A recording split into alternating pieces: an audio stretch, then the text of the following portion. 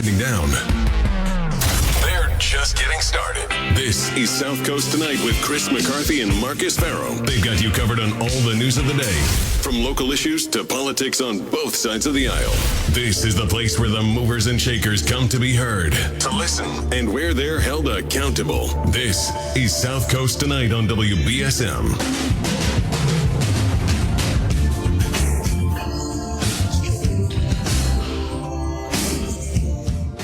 Welcome. You might have heard, but there was an election last night. That election was for Bristol County Sheriff. And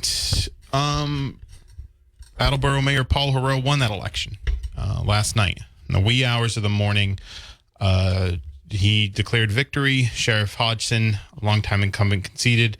I think everybody knew it was a winnable race, but still difficult to believe. And we have the sheriff-elect actually on the line now. Sheriff-elect and still Attleboro Mayor Paul Heroux. Mr. Sheriff-elect? Hey, Marcus. How you doing? Good. Thanks for joining me. I know you had a long day, a long couple days. So you won that election last night. You had said it was a winnable race. I mean, I believed you. I think a lot of people did believe you. Obviously, they went and voted for you. But it was still like, people always saw Tom Hodgson pull it out, in the John Quinn race, in the Leo Pelletier race. But you were able to beat him. Why do you think that was? Three things. First, it was time for change, and when a person stays too long in office, they're eventually going to get, voted out, particularly in an executive capacity. It does catch up to you. And, I don't really, support term limits for legislative capacity because it's institutional knowledge that you're destroying, with the powers spread out among a lot of different people. But with executive capacity, it becomes an issue. So I think that was the first variable, is people recognized it was time for change. I went through the same thing 5 and 6 years ago when I ran for mayor. The previous mayor he was a good mayor. He was there for a long time, 14 years, second longest serving mayor. But it was a lot of people got tired of, the way he was doing things. So people said it was time for change, and the same sort of thing happened here. So that was one variable. Another variable was my volunteer base. The team I had around me, they were committed. They were looking at this race for a long time.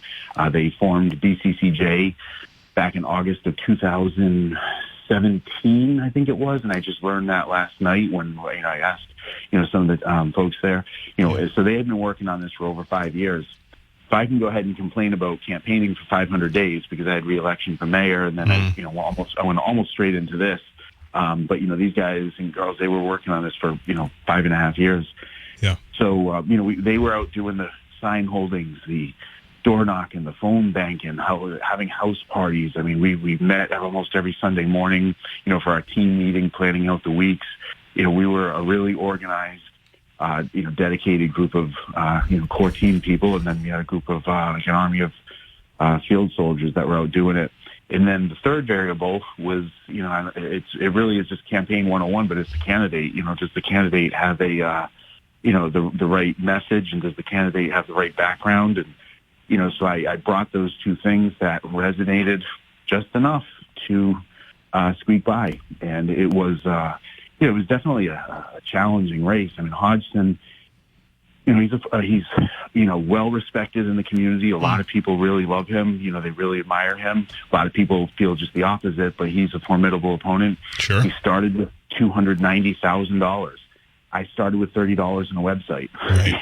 So he outraised me by, I think, about $8,000 for the entire year. He raised, I think, $177,000, and I've raised, I still have a little bit of money trickling in from Act Blue, but, it's basically a little over 170.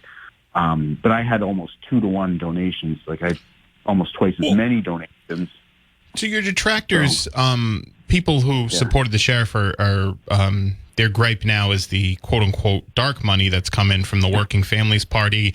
And, in the Bloomberg's PAC. And I mean, myself, I'm in Fairhaven. I got a deluge of mailers, definitely from the Working Families Party that I thought actually was pretty like a masterclass in direct mail.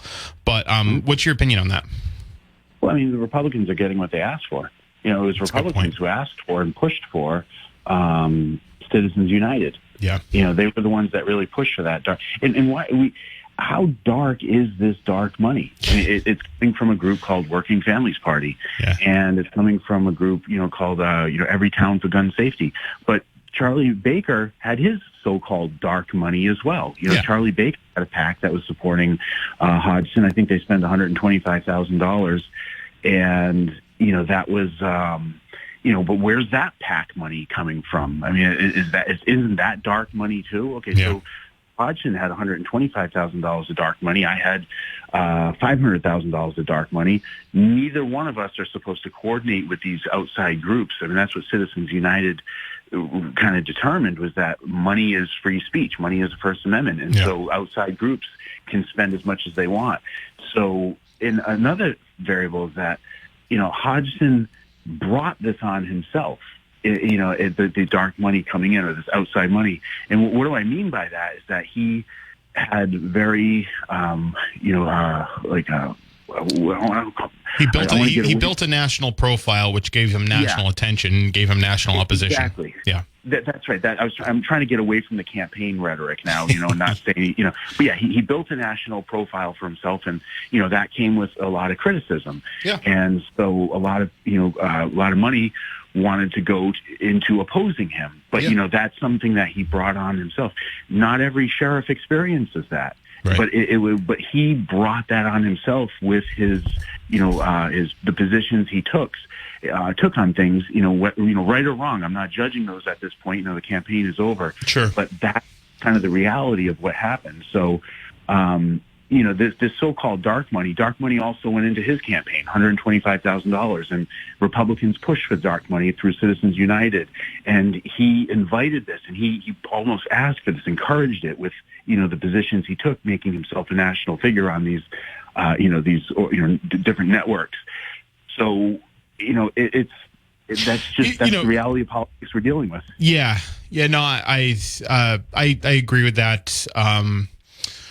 So have you, I saw Hodgson concede, I think it was a video on NBC 10, but I saw him concede, and very respectfully, very professionally, some people were like, oh, is he going to January 6th that thing? I think anybody that knew the sheriff personally knew that wasn't what he was going to do. That's just not him. But have you spoken with him at all? He did say he's looking forward to, working with you to make sure that there's a seamless transition. You continue some of the work that he's doing. So have you spoken with him since the results have come in, since his concession on in front of the media? No, I haven't. I received an email that I just got. I just read it about an hour or so ago. But Jonathan Darling, who's working under Hodgson, he sent that to me earlier in the afternoon, and I only saw it just like about an hour or two ago, and I responded to Jonathan. I've got 200 emails in my private email box, and I've got another 300 and just 350 that are work related that I've fallen behind on. So, but the sheriff did reach out, and actually, you know what though. This is my 10th competitive race in 10 years, because I was on the ballot 4 times, twice for a preliminary, twice for a primary, and then 6 times as a general election. I've never had an opponent, call up that night and say, hey, I concede, congratulations, you get the phone call. That's actually never happened. Okay. I guess it's just not how we do things down here in Bristol County. Sure. But yeah, you're right. Though. I mean, the election's over. I got nothing bad to say about Hodgson at this point. That's behind us now, and I appreciate the professionalism and just saying, hey, let's have a transition and let's make it a successful transition, because despite our many policy differences, I do think that he cares deeply about the success of the jail. Yeah. And, but I think we have a different vision of how it should be run out, and that's fine. We just litigated that over the last year. Yeah. But he does care. I think he does care about it, and I think that speaks to his professionalism on the issue. But, it's, but we're tackling things very differently. And, so it's just like when I had my transition with being mayor, with Kevin Dumas. Kevin Dumas invited me in. I met with the department heads before I got sworn in as mayor, and so that was Kevin Dumas was very gracious, and he was the second longest serving mayor in Attleboro. And people felt the same way. It was time for change, and that's why I'm only going to be sheriff for 1, maybe 2 terms. I won't go past that because I want to go in, implement a handful of things, and then move on. I don't think it's healthy for somebody to be in an executive capacity, elected executive capacity for a long time. I just don't think it's healthy for the organization. So we're speaking with Sheriff-elect and still Attleboro Mayor Paul Heroux. So, Sheriff-elect, you are still the mayor, and I read that you are going to remain the mayor until your swear-in date. Do you know when your swear-in date is to be sheriff? I went to the elections office today, and for state offices, it looks like it would be January 3rd, Tuesday, January 3rd. And if that's the case, my last day of being mayor would be January 2nd, and I'll continue to do the job as mayor right up until January 2nd.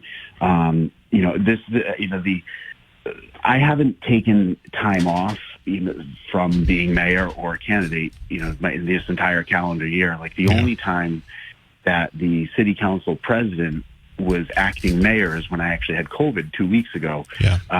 That was the only time, the city council. So other than that, I've been mayor nonstop. So I will be taking about, a week and a half off, just so I can get back to ready. Normal. It's a big job. Yeah. Yeah. Well, yeah, get my life back together. My house is a mess, and everything fell apart. Of course. That just happens every campaign season. Yeah, of course. But yeah, so that's that kind of comes with the territory. But I look forward to that, though. And actually, I have several sheriffs, Peter Katusian and Tompkins, Steve Tompkins have reached out to me, and actually a number of others have as well. I haven't even responded to all of them yet, but a number of the other sheriffs have reached out, and so they've said, hey, let's how we can help, and just because I do have a big learning curve. I mean, I've worked in jail, I worked in prison, I understand the issues. I've got management experience, but this is a new organization, and they have their own culture, and the people have their own institutional knowledge, and so there's a reason for everything. So whether or not I agree with that reason is a different story, but I have to learn what those reasons are first. Well, so speaking of that, everybody usually says day one I'm doing this, day one I'm doing that. Do you have any January 4th? What are you going to start doing as sheriff? Yeah, so meeting with the staff, that's the first thing, and I've said this a couple times today.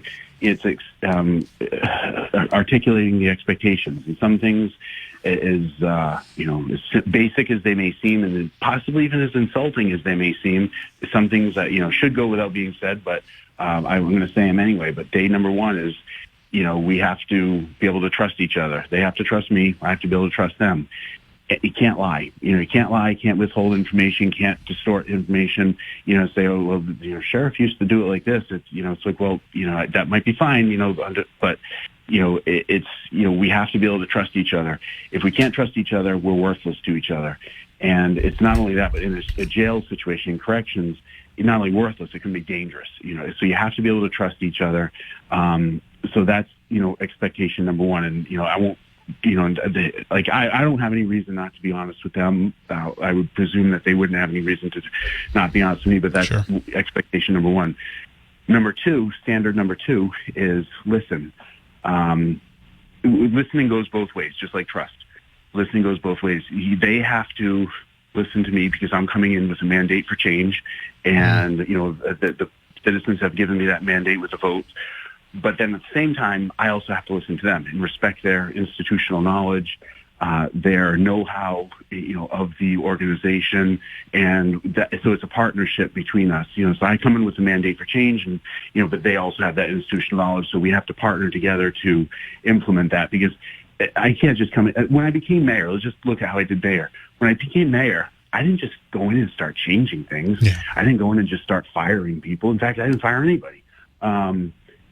Eventually I had fired some people. 99% of them were the result of a department head saying, "Hey, Paul, this person, discipline issue, been over with personnel, they need to be out of here." Typical reasons you'd fire somebody. Yeah. Yeah, exactly. So I'm the appointing authority, so I sign off on that. But, but basically, I didn't go things to start canning people. No, you go in, you listen, you have your mandate for change, but you have to figure out how to implement that into a system that's already operating. Because I could do more harm than good by just starting to change things that I don't fully understand, because every system is different, and so Sure. There might be very good reasons for why some things are the way they are. But I have to learn what those are. Maybe once I learn the reason, I don't like it, I don't agree with it, and then I say, okay, we're going to go in a different direction. But it would be very dangerous for me just to go in and just start screwing around with things, because I could make things worse off. Well, so that's the next thing I want to ask you about is when we're talking about change. There's things you want to do differently. Obviously, you have a different vision for the Bristol County Sheriff's Office than Sheriff Hodgson does. The Sheriff Hodgson presents more of a lawman. That's his persona. That's what he believes the job should be. You think a little differently. I know you've talked about this before, and I think it's a misconception that people have said that you don't want to continue any law enforcement stuff. You've said on this show that you do, but you want to continue some law enforcement stuff. But you're not like a lawman kind of guy. You're more of a, I would say academic, right? And so how are you going to adjust? How are you going to try to change the culture there? How are you going to adjust with that, or have your staff adjust with that type of, stark personality change from Sheriff Hodgson? Well, I would say it's not so much academic, it's more administrative. That I look at the role as more of an administrative role. And you're right, I've never said we're going to stop doing law enforcement stuff. I don't think the main job is law enforcement. I think the main job is running a jail, which is corrections. It's slightly different than law enforcement. Law enforcement, because as mayor, I oversee a police department, and law enforcement is traffic stops, investigations, arrests. That's what's going on outside. That's law enforcement. Now, the sheriff's office has, the sheriff has limited law enforcement authority. That's true, but that is kind of a leftover from an earlier time. I mean, there is a law enforcement, I think wing of that. I've had clients when I was attorney that were, that did investigations, made, brought criminal complaints forward like police departments do. Mm-hmm. Yeah, sure, and that's. That's why when I've not said that there's no law enforcement, it's the main job. I've chosen my words very carefully. The main job is, corrections. So there is, some law enforcement, but that's not the main. Law enforcement, in my mind, should be a support to local law enforcement, the local police department, state police, federal. Help them out where they need it. That's the main. That's our support role as law enforcement. That's how I would approach it. As far as, like me wearing a badge, carrying a gun, I look at myself as an administrator. I run an organization. I run the city of Attleboro. I run the organization. I'm the chief executive of Attleboro. When I worked in jail, my old boss, Leon King, he was the prison commissioner. He had 9,500 inmates under his authority, and so under his custody. And he was the commissioner in Philadelphia was appointed by the mayor, so it was the county jail. The city and county were the same thing in Philadelphia. That was run by an appointed person, but Leon, he carried a gun with him, but that was not because he viewed himself as a lawman. He was actually a lawyer. He was a civil rights lawyer who became the prison commissioner.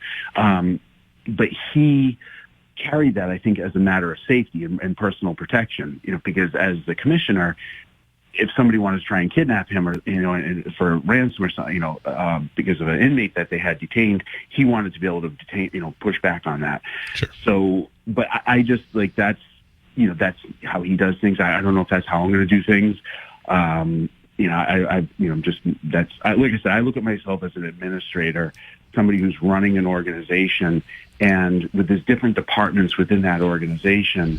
And my job as the chief administrator is to help them do their job, and also to steer it. So that's one aspect of it, but also to steer it in the direction that I was elected to do. That's that mandate for change. And so that's how I view. We just view the jobs very differently. Sure. And well, that's my next question. It's okay to do that. Is there anything that you, like you said, you can't doubt? I don't think you can doubt the sheriff's sincerity, and that the fact that he what he believes, what he's doing is he genuinely believes is the right thing to do for the betterment of the inmates there. You obviously have different ideas about that, but is there anything that immediately stands out to you as something you'd like to continue, that Sheriff Hodgson has started, an issue you'd like to continue under his administration, or do you need to maybe take a closer look at what's going on there before you make any decisions on that?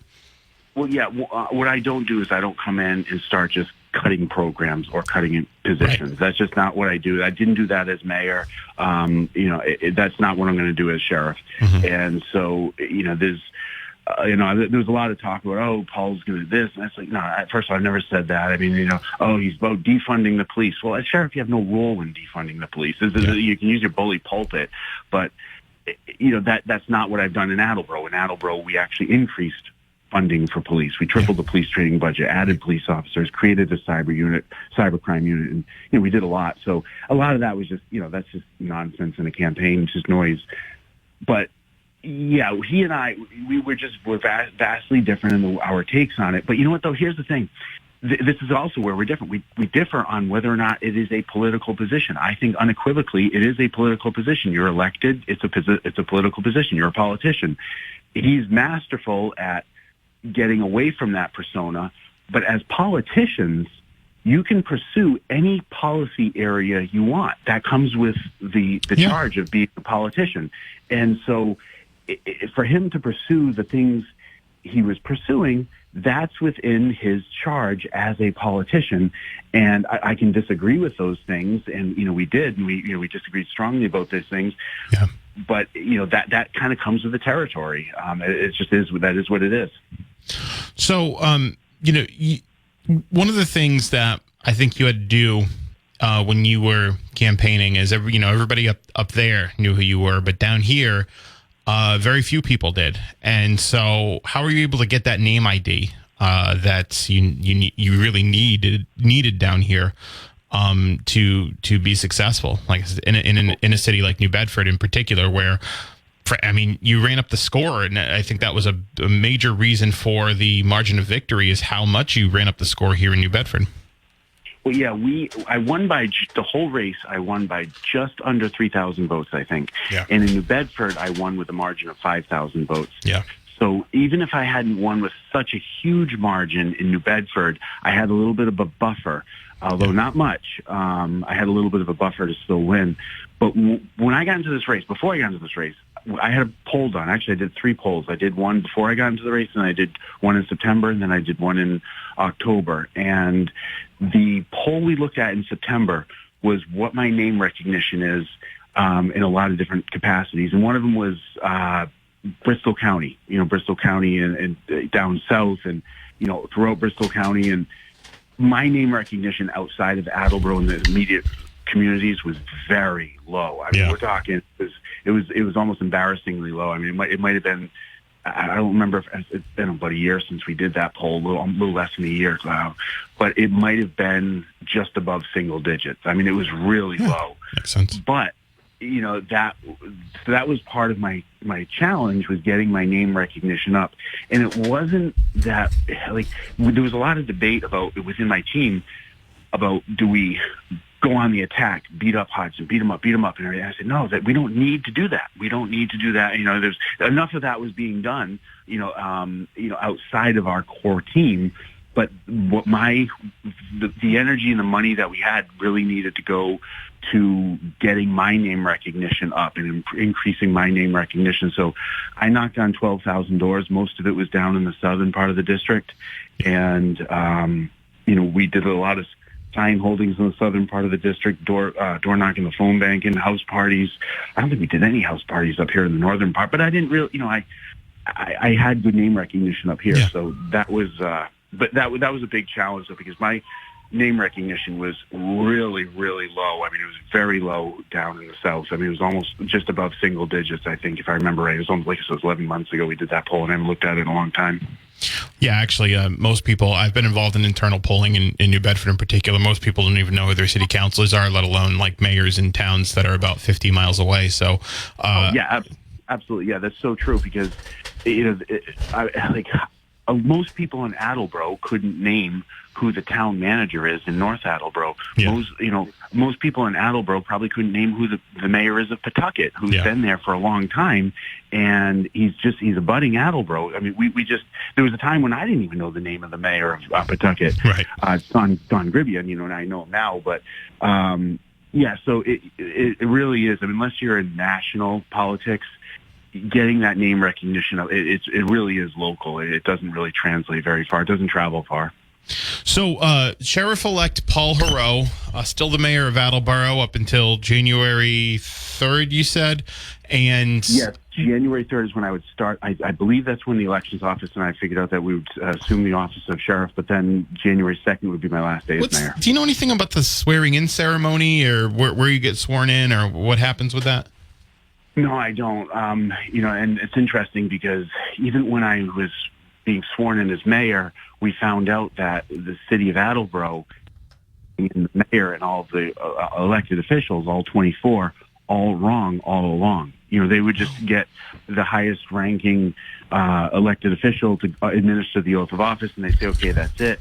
In fact, I remember Hodgson actually came to Attleboro, if I remember right. He, administered the oath of office to elected officials here at one point, in the last 10 years.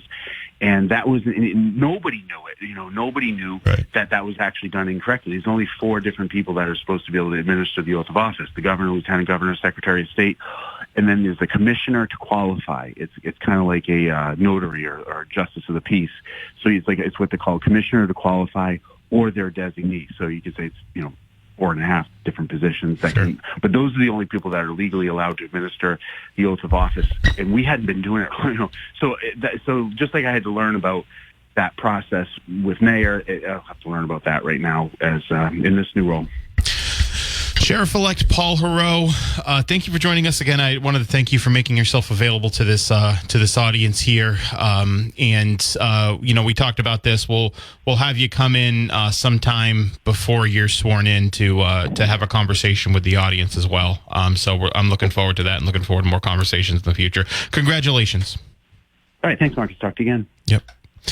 That was Sheriff-elect Paul Heroux. Listen, I see a bunch of you guys on the line. If you want to just hold on the line, I got to take this break, and then we'll go to your calls at 508-996-0500.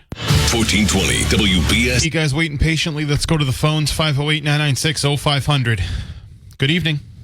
Hey, good evening, Marcus. Great job last night. Thank you guys for doing that. Thank you. I really do appreciate it. So I listened to the first hour when you had your first guest. I'm going to forget his name. Jack Spillane's a columnist at the New Bedford Light. Yes, of course. Yeah. But Jack was one, and I enjoyed him filling in. But Jack said you channeled the Samuel Taylor Coleridge. Did you know that? Did I? How? You referenced the Rime of the Ancient Mariner, which is where the albatross around the neck. Yeah. And I agreed with you. So I thought. So what I'm getting to is I really appreciated the sheriff-elect being on and giving kind of his breakdown forensically of how what the factors were. Because I agreed with you. I think the Trump thing was bad, but the sheriff brought up Hodgson's national prominence was a double-edged sword. It was. Exactly. It brought that money in, and it hadn't occurred to me. Very, very interesting, I think. Here's my thing with that. Hodgson supported Trump, and that's he liked Donald Trump. He campaigned. He was his national co-chair. He went to the Oval Office. He stood behind the Resolute desk and gave him compliments, and that's what he believed in. He firmly believed in that, and that's what he did. The thing is he got all the bad stuff, but none of the good stuff, which would have been national money in his favor. And people can't coordinate with PACs, right? But the rules around that are pretty loosey-goosey. So someone else around him could have coordinated with a PAC. Someone that supported him could have coordinated with a PAC. That money, to not anticipate that money coming in, and to not put out enough antibodies to counteract it, is definitely I think a misstep of the campaign. Now, he did get Charlie Baker's PAC behind him, and that obviously was no small number he got from Charlie Baker. If Heroux's numbers are correct, which would be like $100,000, $100 and change. What was the do you know what the kind of the spending was on this sheriff's race? I mean, Sheriff Hodgson spent about a couple $100,000 in the last month or so. I'm pretty sure, based on I think what Adam Bass told me, and I'm going to ask him later. He's going to be on. How about Paul? Heroux raised about 100 and what did he say? Raised about 170,000. We're talking about the individual camps. How about the outside money? Independent expenditures? Oh yeah, okay. So Heroux got about 450-ish. I think in outside money. Yeah, in outside money. And Hodgson got about, he said Baker gave him support. He said Baker gave him about 100,000. But there could have been more that came into that race if I think someone around the sheriff could have done something about it. Do you think the race was outspent on the Heroux side? What do you mean? Overall. If you include independent expenditures, he probably. I mean, Hodgson outspent him just definitely based on their the money that in their campaign accounts. Hodgson started this race with $290,000 because he had 6 years to fundraise because he didn't have an election in 2000. I understand. He actually had 12 years. Were and everything, and the mailers. I think it's good to explain to the audience that Hodgson had about $290,000 to start his campaign because he had after his election with John Quinn, which was in 2010, he had about 12 years to fundraise. But I think it was 2-1 in their individual campaign accounts. The expenditures, I'd have to look more broadly, but it'd be interesting. Heroux definitely the independent expenditures for Heroux were definitely more than Hodgson. So what I'd like to ask you, Marcus, as we go forward, and I was disappointed. I was disappointed across the board yesterday, but that's life. It's a good way. It's a good way of looking at it. Yeah. I do wish the sheriff-elect good luck, and I have a question because it's a little bit personal because I've just heard a story about somebody. Can you explain to me, Bristol County House of Correction? Is there a maximum sentence when somebody gets a 2.5 years? How long? So anything that's Bristol County House of Correction, most time you can do there is 2.5 years. Okay, so if somebody was sentenced to a longer sentence, they would be going to a state. Anything more than 2.5 years is state prison time, and that gets that's something that has to be indicted in Superior Court. So that's not just being charged. Whole different adjudication. I appreciate that, but maybe my information. Well, whatever. It's not important. What I'm getting at, though, what I'm getting at is the. My personal knowledge of somebody who's about to be adjudicated, it might not apply to the new sheriff, but this person's mother was very hopeful that this time away was going to help with the substance abuse. Mm-hmm. Yeah, it doesn't happen. And I was hoping that the sheriff was listening. That the hope that the people that he might not be in his custody, but that was really important. That there was something to be gained from this sentence and the time served, and maybe it would lead to a new and better. It can, but I know more stable life. It can, but I've had clients that have done over a decade in prison and came out drug addicted. So it all depends on, I think what circles you fall in and how you handle it. Hey, listen, I gotta hold you there because I gotta take a call. 508-996-0500. Good evening. Yeah, good evening. Hey, I have a question. I belong to the Are You OK program that the previous sheriff had, where they make phone calls to elderly people. Sure. My situation, I have no children. I live alone. And every day around 10 o'clock, I get a phone call. And it's basically, "Hi, Donald. How are you today?" It's a voice. Yeah. I was just wondering if anybody thought to ask the new sheriff if he intends to keep programs like that. So what he said was just now, he was basically saying when he comes in, he doesn't, he's not going to just automatically start slashing programs indiscriminately. Right. That, I think, sounds like a very important initiative that I think most people would want to continue. What I can do is just ask him, and he'll definitely be on again. He'll definitely be on again before he gets sworn in. So you can have an opportunity to ask him directly. But I will ask him about the Are You OK program, which basically calls seniors on a regular basis. Yeah, I'll ask him about that. In my complex alone, there's 6 that I know of personally that get this phone call. And like I said, if you don't have children or you're estranged from family, it's nice to talk to somebody for a minute or two every day.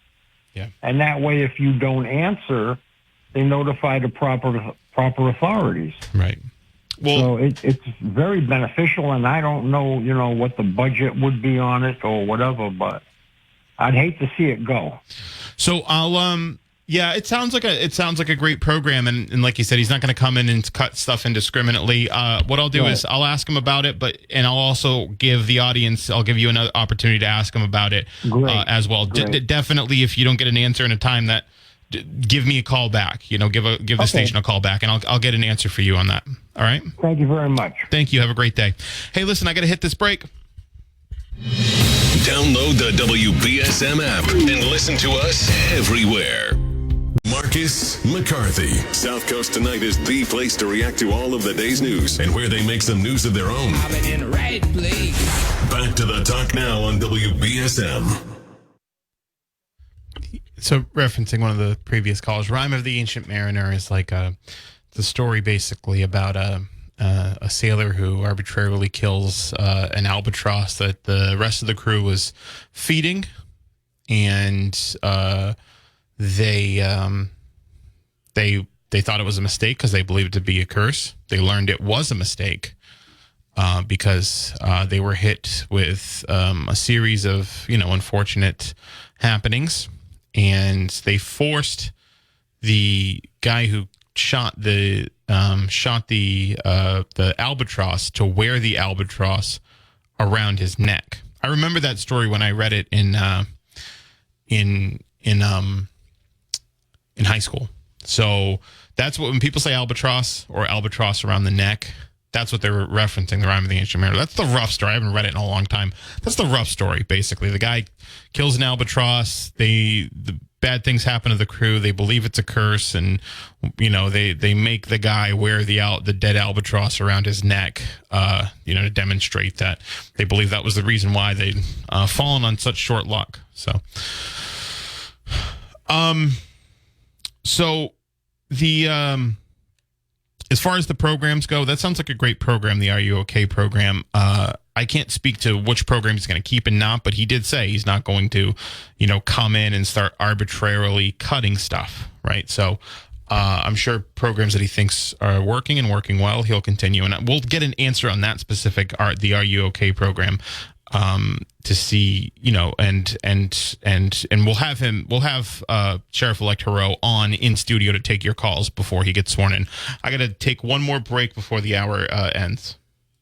The WBSM app is... We did have Jack Spillane on from the New Bedford Light. He was talking about, what was happening down here with this race in the southern part of the county and the election results in the southern part of Bristol County.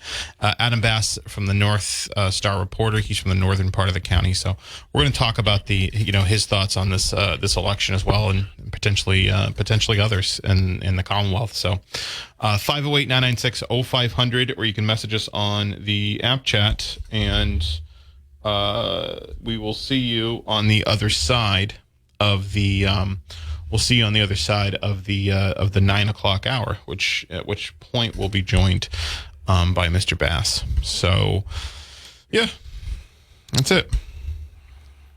Well, that's not it, because I've got another about 10 or so seconds before the satellite kicks in. So I'm just going to talk a little bit longer until I can sign out.